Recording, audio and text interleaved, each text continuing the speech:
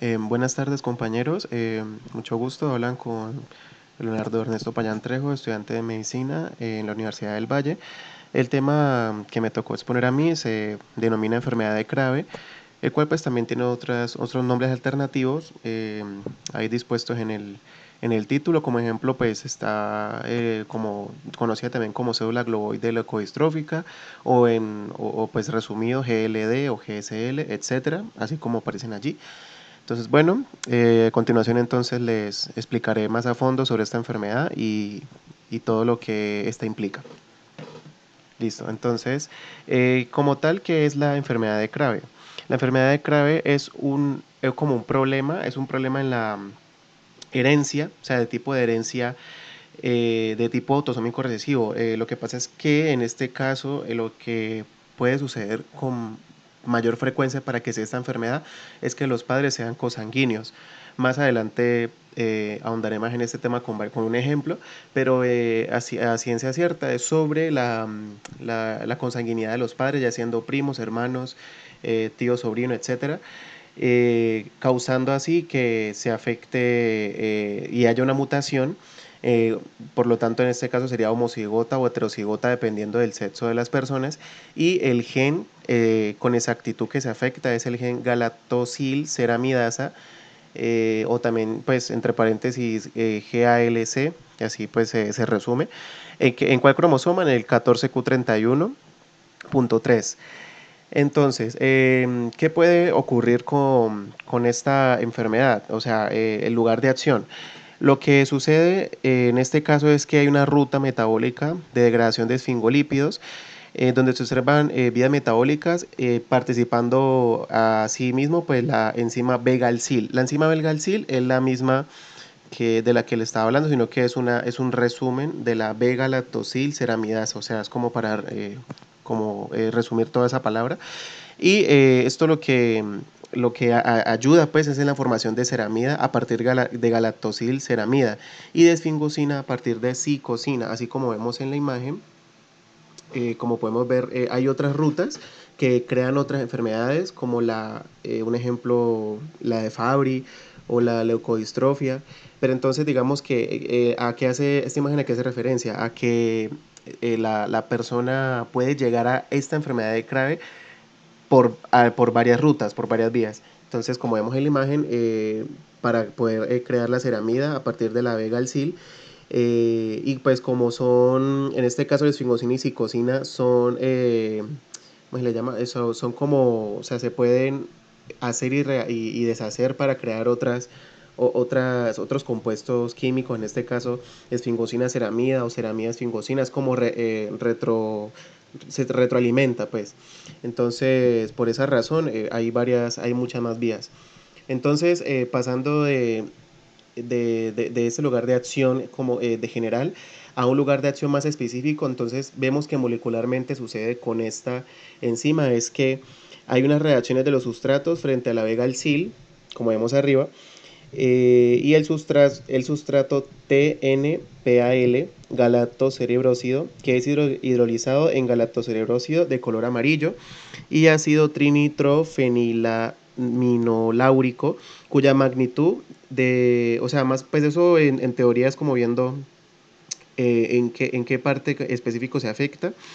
Y lo mismo sucede con el sustrato HMU vegal, que se hidroliza en galactosa y 6 hexadecanoilamino 4-metilumbeliferil, que se usa como marcador fluorogénico. Esto para entonces identificar exactamente qué se afecta y qué está causando. Entonces, por eso aquí en rojo tenemos el galactocerebrócido y en la de arriba, en la A, y en la B tenemos la galactosa, que lo que hace es que dependiendo de qué componente tenga, entonces asimismo va a crear, o en el caso de galactocerebrócido, el ácido trinitrofenilamino láurico, o en el caso de la galactosa, el 6 hexadecanoilamino 4-metilumbeliferil, ¿vale?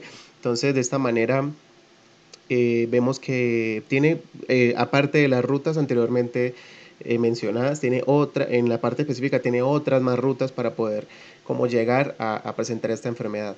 Entonces, listo, ya pasando como esta especie de introducción, tenemos entonces la definición más específica de lo que es el síndrome de Krabbe. Entonces, esta enfermedad es un trastorno lisosómico autosómico recesivo que afecta a la sustancia blanca del sistema nervioso central y periférico. Como vemos en la imagen, en una resonancia, digamos en un corte ya, eh, o sea, viéndole desde arriba superior, en un corte no lateral sino transversal, esa es la palabra, qué pena, en un corte transversal vemos cómo la sustancia blanca se ve afectada. Más adelante andaré más, de manera más específica en este punto.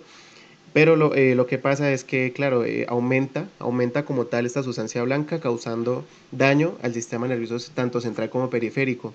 Entonces la mayoría de estos pacientes presentan dentro de los primeros 6 meses de vida ya postnatal, pero en sus primeros meses de vida, una enfermedad infantiloclásica que se manifiesta principalmente con irritabilidad extrema, espasticidad y retraso en el desarrollo.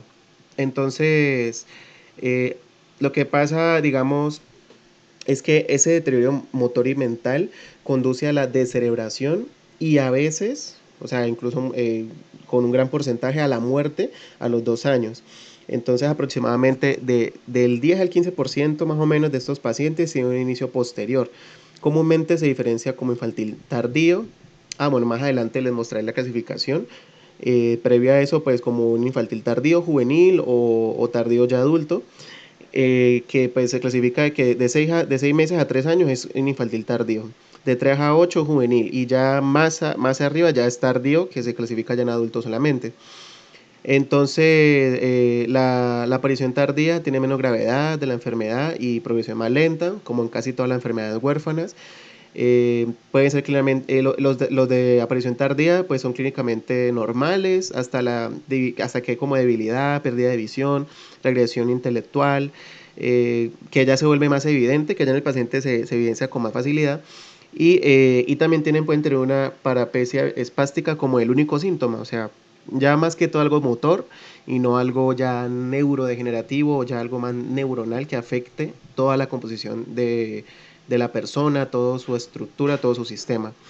Entonces ya esto depende, la gravedad ya es variable, entonces dentro de las familias como es algo recesivo obviamente es variable, ya que que a un hermano le puede pasar más, o sea, puede ser más grave que a otro, o que en otro hermano se presente ya después de mucho tiempo, y así.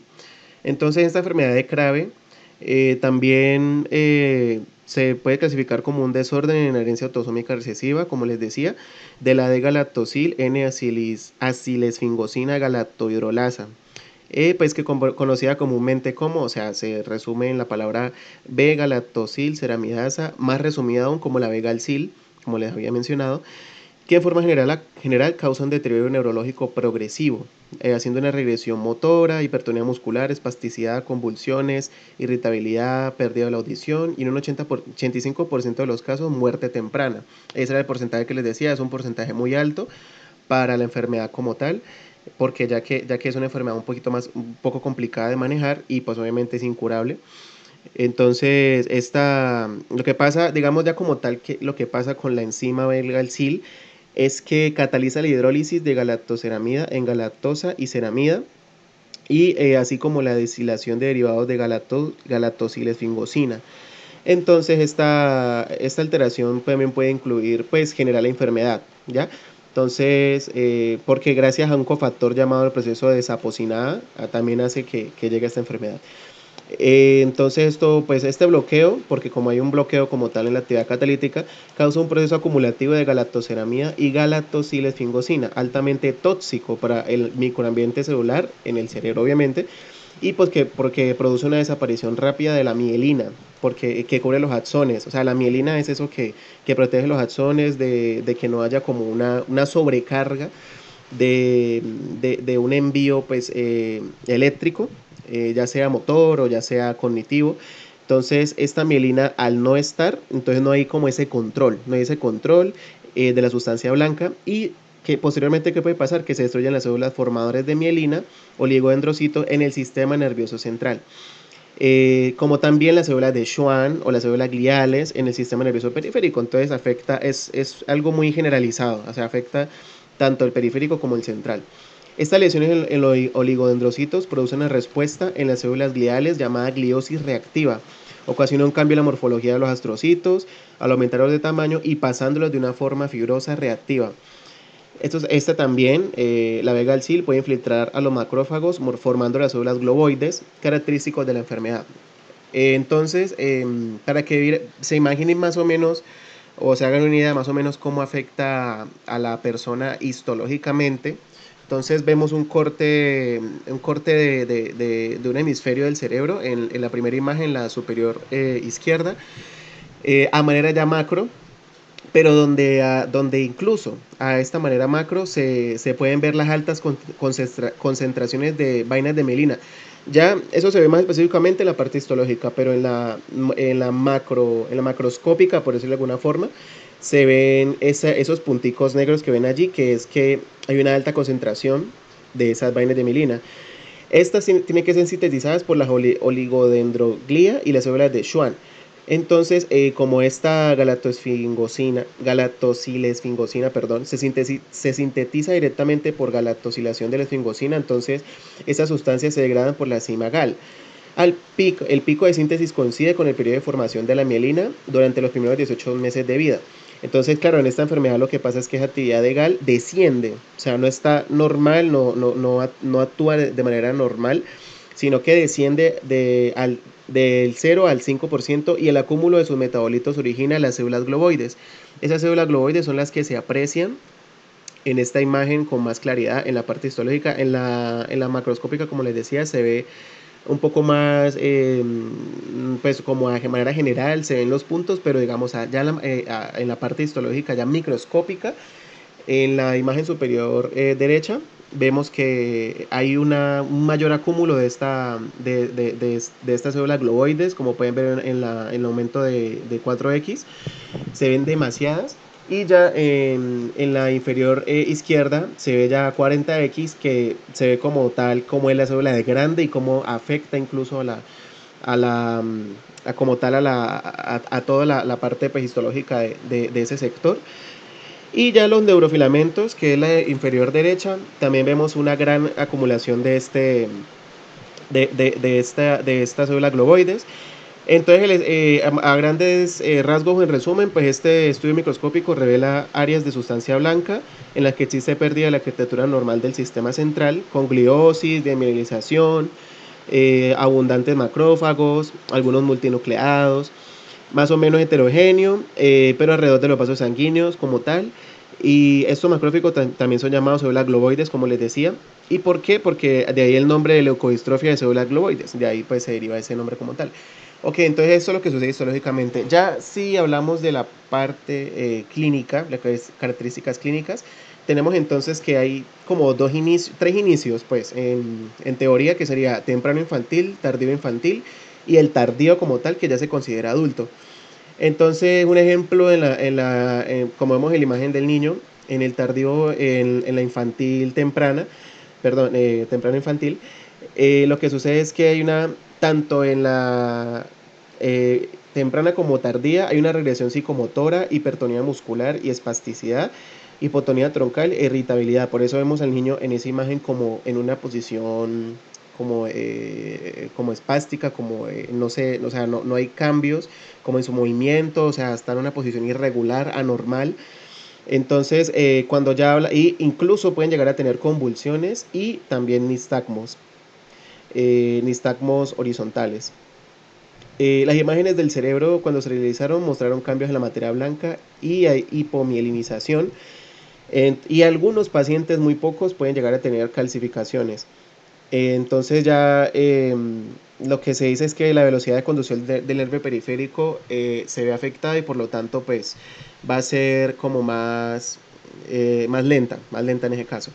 Y ya cuando hablamos de tardía o en adulto, entonces hay una afectación nerviosa periférica donde puede haber deficiencia intelectual cuando se vio por primera vez. O sea, que la persona que a los 18, 20, 26 años más o menos que vaya teniendo esta enfermedad va a empezar a tener ese tipo de deficiencias, tanto intelectual y no tanto motora. O bueno, también motora, pero digamos que en este caso, como ya les decía, no presentan como muchos signos. Entonces, y como también les decía, eso depende de cada paciente y depende de qué tan grave el paciente tenga o haya avanzado su enfermedad. Entonces, puede ser incluso llamada en el caso de los tardíos o en el adulto, deficiencia casi completa de galactosilceramida beta-galactosidasa. O sea que incluso hasta cambia un poco el nombre.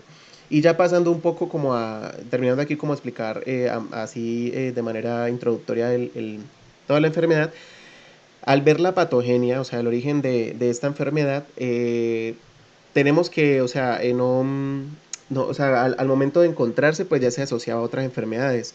Pero gracias a Suzuki, el investigador, pues como lo vemos en la imagen, que informó anteriormente de esa enfermedad de Crave y encontró deficiencia de galactocerebrosida beta-galactosidasa que creían que era etiológica y explicaba mejor las características morfológicas y bioquímicas del desorden. Entonces demostró que en un nivel intermedio de actividad de galactocerebrasida beta-galactosidasa en suero, glóbulos blancos y fibroblastos de heterocigotos, haciendo experimentos y de esa forma encontrar a ciencia cierta la enfermedad.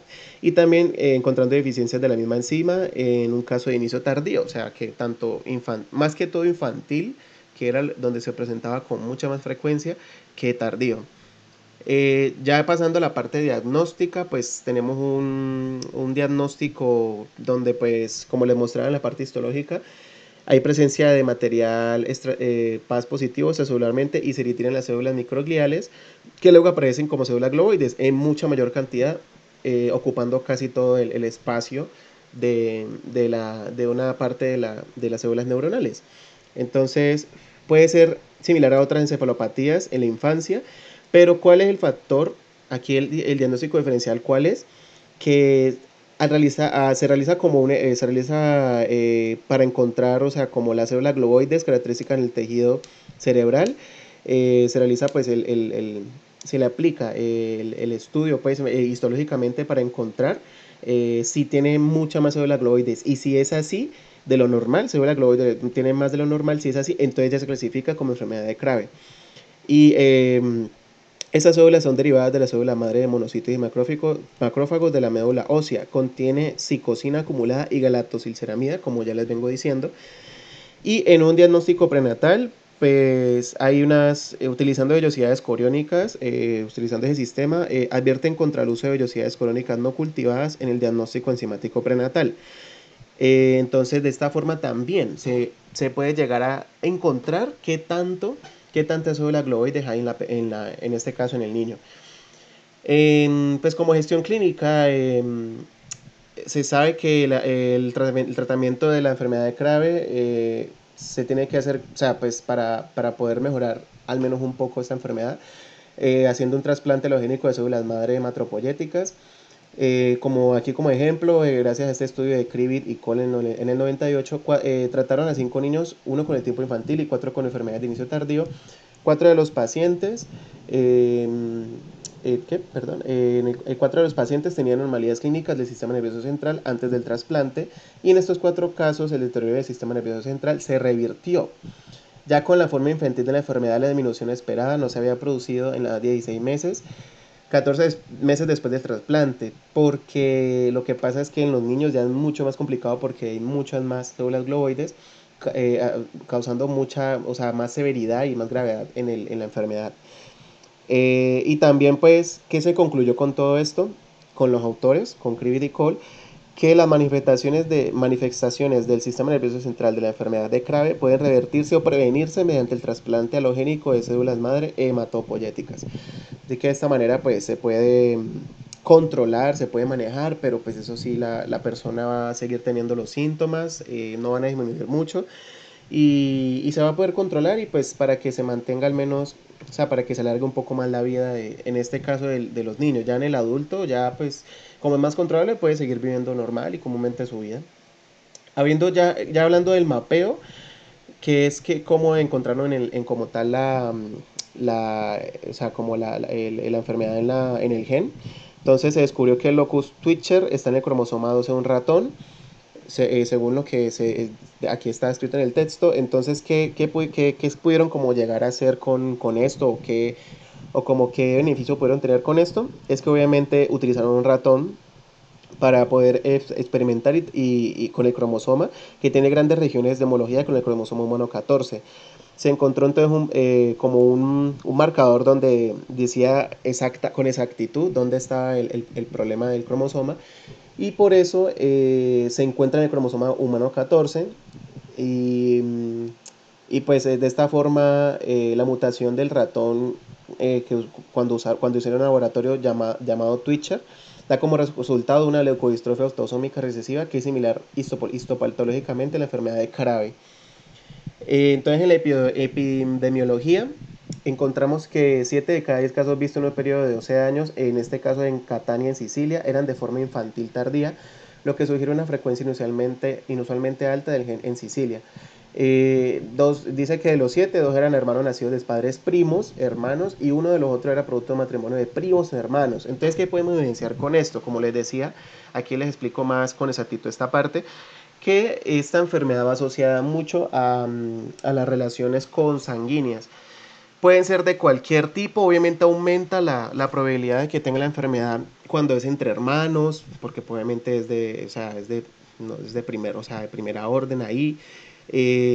Cuando es sí, perdón, primer grado, disculpen, cuando es entre primos también, cuando es entre padre e hijo, tíos, etcétera, pero pues aumenta más cuando son mucho más cercanas las familias entre sí.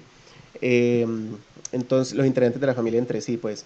Entonces, pues esto evidencia, por lo tanto, que sí, por lo tanto es una autosómica recesiva.